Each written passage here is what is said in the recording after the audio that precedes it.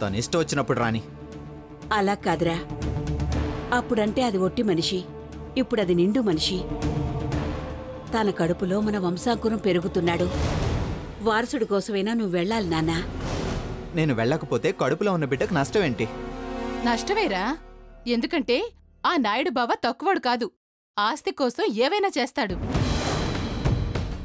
అవునరా, మొన్న వాళ్ళు మన ఇంటికి వచ్చినప్పుడు వాళ్ల బిడ్డను మనం చంపబోయామని ఎంత యాక్టింగ్ చేశారు. అది మనసులో పెట్టుకుని నీ బిడ్డకేదైనా హాని తలపెడితే? వాళ్ళు అంతటి మనుషులేరా. నీ బిడ్డ నీకు దక్కకూడదని అపర్ణకి ఏమంతో మాకో పెట్టి కడుపుల బిడ్డని కడుపులోనే చంపేస్తారు.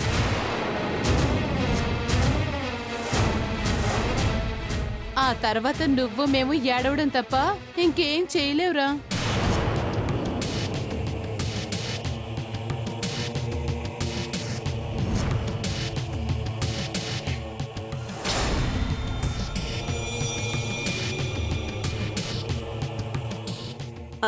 అందుకేరా మా మాట విని వెంటనే బయలుదేరు.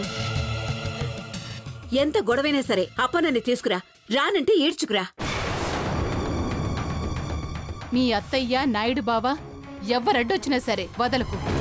వాళ్ళని 2 తిట్టైనా 4 కొట్టైనా అపర్ణం తీసుకురా. ఏదైనా ఉంటే మేం చూసుకుంటాం.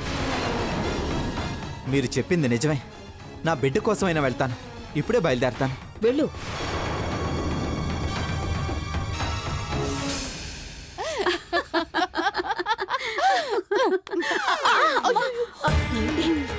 అమ్మా, ఇప్పుడు జరగబోయేదేంటో తెలుసా? తెలిసే, 3వ ప్రపంచ యుద్ధం. అందరూ కొట్టుకుని చస్తారు. అమ్మా, తమ్ముడు అక్కడికి వెళ్తాడు, అపర్ణ రానంటుంది, గొడవ అవుతుంది. నాయుడు బాబా తమ్ముడు కలబడతారు. 2 కుటుంబాలు నిట్ట నిలువున చీలిపోతాయి.